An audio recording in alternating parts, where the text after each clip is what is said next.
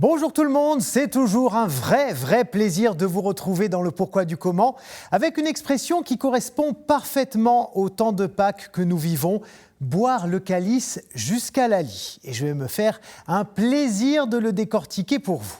Commençons par découvrir le mot calice. C'est un terme d'origine indo-européenne qui désigne d'abord un objet en forme de bouton de fleurs, donc de vase. Les Romains, qui l'ont eux-mêmes emprunté aux Grecs, l'emploient pour qualifier toutes sortes de récipients et même des tuyaux d'aqueduc. Lorsque l'Église le récupère au XIIe siècle sous la forme latine « calix », c'est au sens propre pour nommer le vase sacré de l'Eucharistie, celui que le prêtre utilise pour commémorer le repas de la Cène. De façon figurée, ce terme désigne aussi le sang et la passion du Christ. Et la lie, c'est tout simplement, pour les boissons fermentées comme le vin, l'équivalent du marc de café. C'est une substance amère qui se dépose au fond des bouteilles. Boire le calice jusqu'à la lie, c'est donc avaler le breuvage du récipient jusqu'au bout du bout, jusqu'au dépôt amer très désagréable qui se trouve au fond. L'expression est attestée à partir de 1680 dans le sens d'épreuves cruelles. Et voici exactement l'épisode biblique qui l'a inspiré. Direction Jérusalem. À la fin de la Cène, Jésus et ses disciples se dirigent vers le jardin des Oliviers, qu'on appelle aussi Gethsémani. Et c'est là qu'on découvre l'incroyable humanité du Christ. Ce n'est pas du tout une marionnette ou un robot qui ne doute jamais, tellement habité par sa mission qu'il accepte son sacrifice de gaieté de cœur. Non, non et renon. L'épisode de Gethsémani souligne la complexité de ses sentiments à ce moment précis. Il sait qu'il va être arrêté, qu'il va souffrir et surtout qu'il va mourir. Et comme nous tous, il a peur de la mort.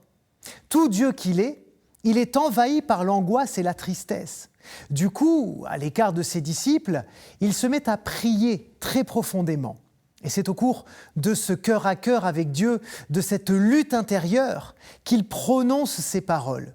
« Père, si tu veux, éloigne de moi cette coupe.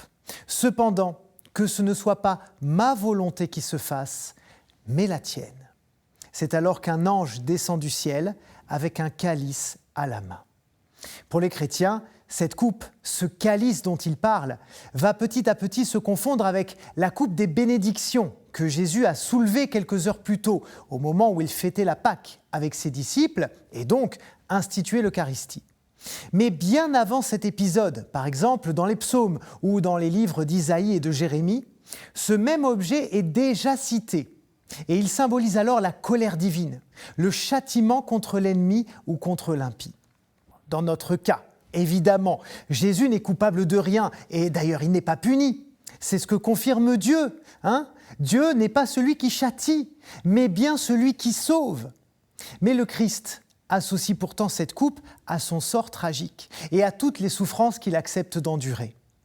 Il montre en réalité qu'il prend sur lui toutes les douleurs du monde dans le but de sceller une alliance nouvelle.